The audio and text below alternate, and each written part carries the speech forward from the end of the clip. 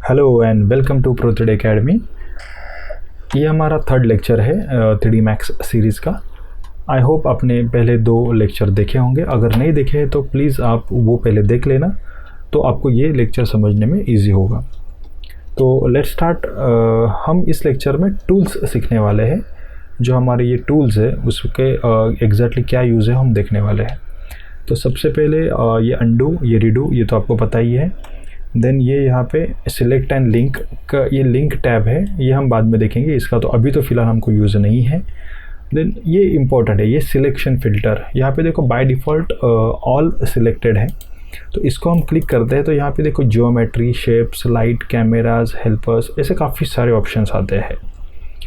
तो इसका बेसिकली क्या यूज़ होता है, सपोज़ मैं अगर यहाँ पे मेरा बॉक्स बना हुआ है, यहाँ पे कोई मेरी लाइट है, यहाँ पे अगर मैं एक कोई कैमरा है, तो ये अगर कोई हम इंटीरियर का अगर कोई व्यू कर रहे हैं तो इस तरीके के काफ़ी सारे ऑब्जेक्ट पास पास में आ जाते हैं।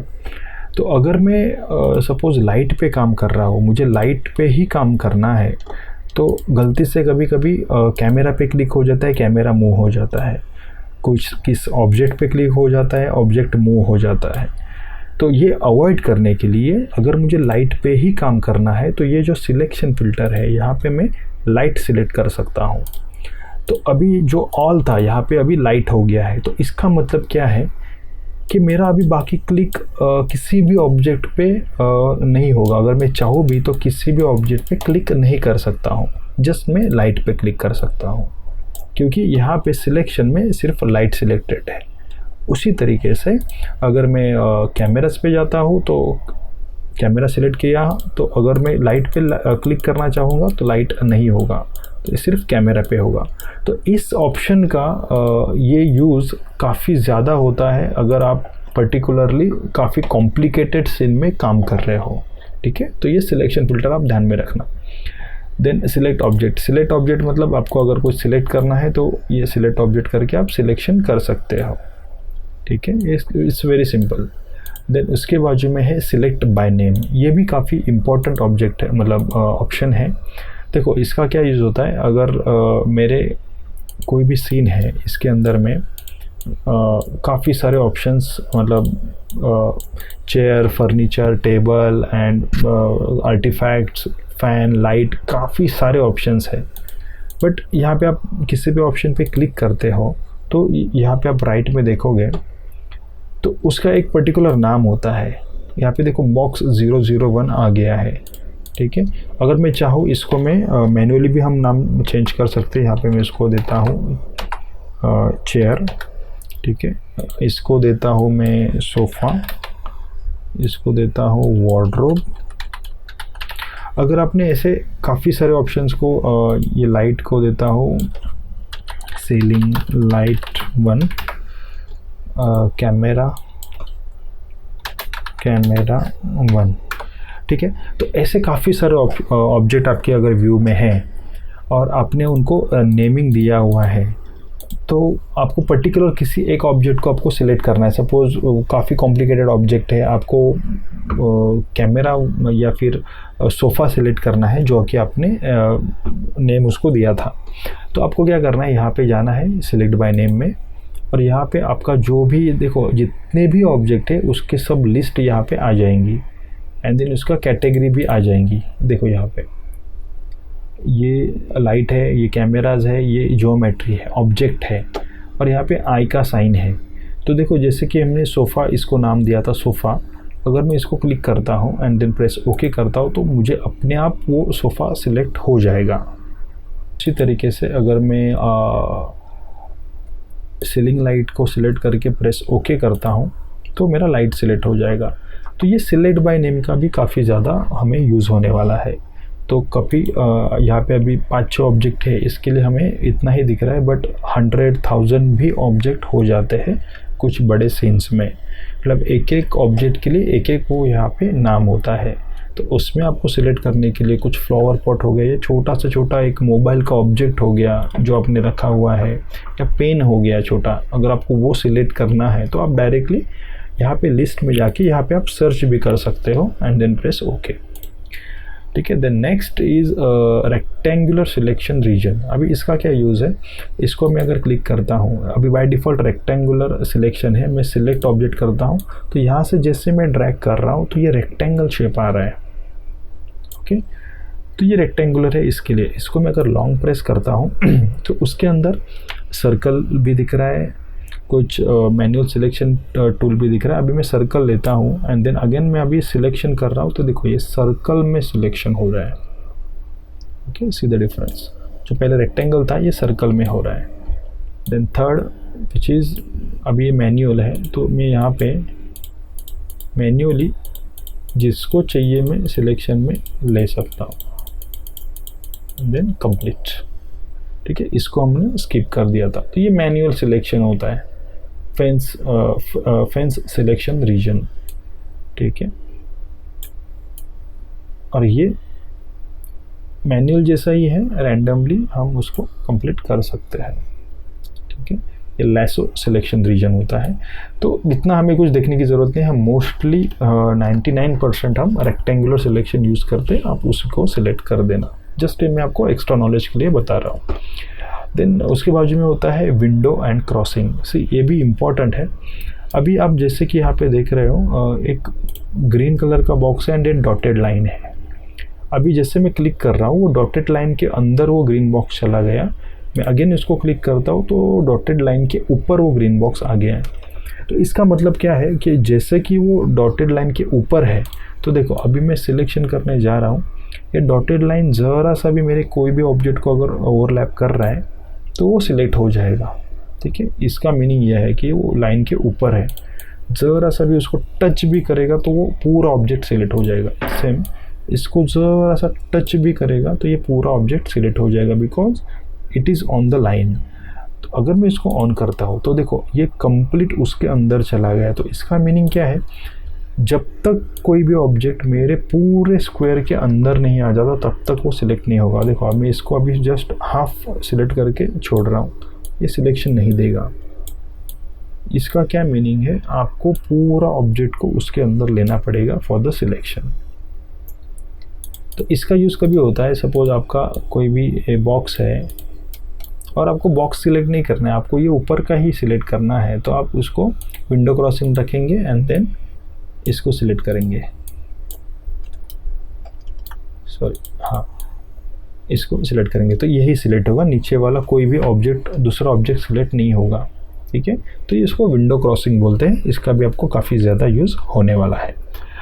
एंड सबसे important point this is select and move, जब तक जो कि हम अभी यूज़ कर रहे हैं। सिलेक्ट एंड मूव क्लिक करके हम किसी भी ऑब्जेक्ट को मूव कर क्लिक एंड मूव कर सकते हो इन एनी डायरेक्शन। अभी जैसे कि आपको मैंने बताया था लास्ट लेक्चर में, जिसमें X Y and Z plane होता है, तो मैं एक्स पे भी मूव कर सकता हूँ, वाई पे कर सकता हूँ एंड जेड पे कर सकता हूँ। पर्टिकुलर में मुझे किसी भी ऑब्जेक्ट पे अगर मतलब साइड में मूव करना है तो मुझे उसके ऊपर जाके वो एरो को येलो मतलब एक्टिव करना होता है, ठीक है।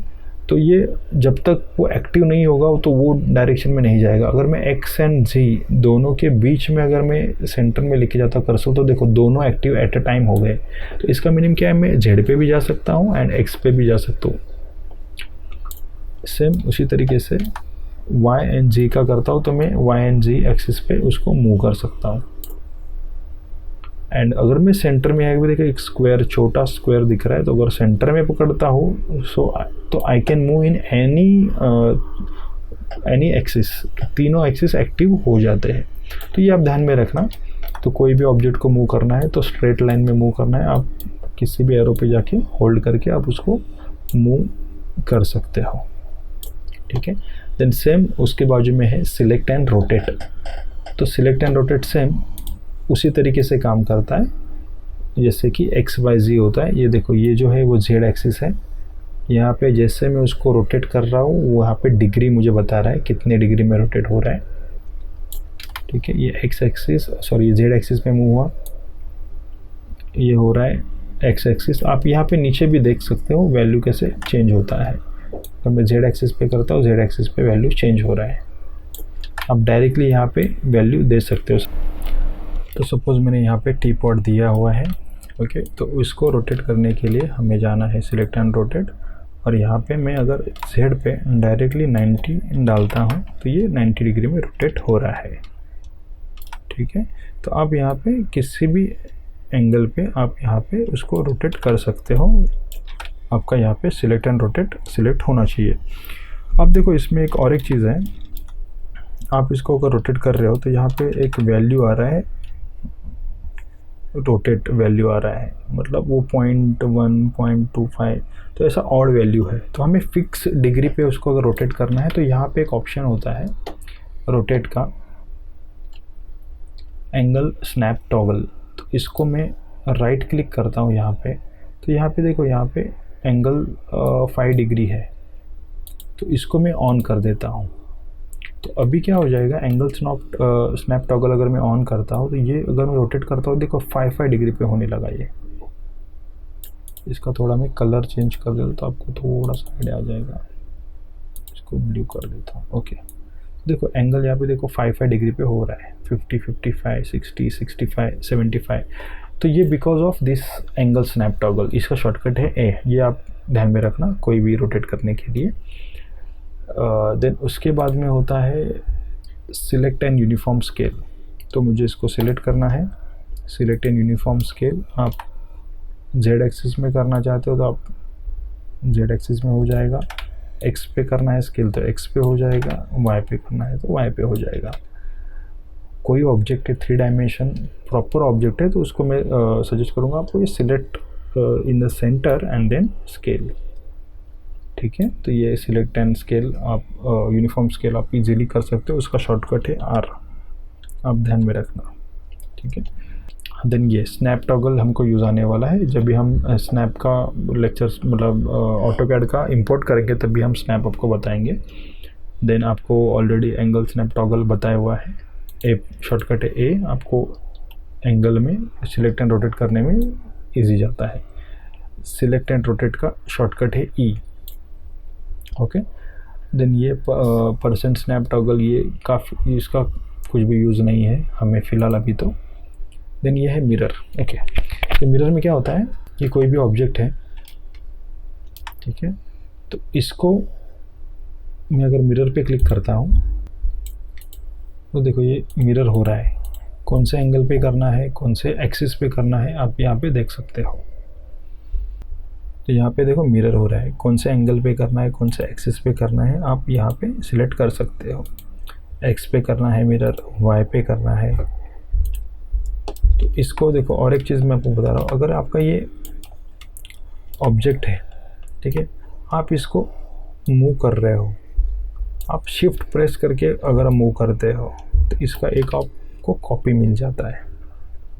ठीक है, अगेन मैं दिखाता हूँ फिर से, किसी भी ऑब्जेक्ट को आप क्लिक करना, शिफ्ट प्रेस करना कीबोर्ड पे एंड देन ड्रैग, तो ये एक नया ऑब्जेक्ट बन जाता है और आपको पूछता है कि आपको कॉपी करना है, इंस्टेंस करना है या रेफरेंस करना है और कितना चाहिए। तो सपोज मुझे कॉपी करना है 10 एंड देन प्रेस ओके। तो यहाँ पे देखो ये 10 उसका कॉपी बन गया। ठीक है, कॉपी इंस्टेंस का क्या डिफरेंस होता है मैं आपको बताऊंगा। देखो अब ये भी आपको देखना ज़रूरी है, एक एरर आ गया है, an error has occurred and the application will now close, do you want to attempt to save a copy, आपको सेव करना है ये पूछ रहा है, तो आप यहाँ पे ओके कर सकते हो। तो इस तरीके के एरर आपको 3D Max में आते रहते हैं, कभी भी ऐसा एरर आ सकता है। तो आप इस एरर का जस्ट नॉर्मली से आप ओके करके आप उसको सेव कर सकते हो file, and again if you want backup में जाके आप उसको बैकअप आप रिटर्न ले सकते हो। तो ठीक है, बाकी नेक्स्ट पार्ट है हम इसके आगे के लेक्चर में देखेंगे। फ़िलहाल के लिए thank you so much, bye bye, take care.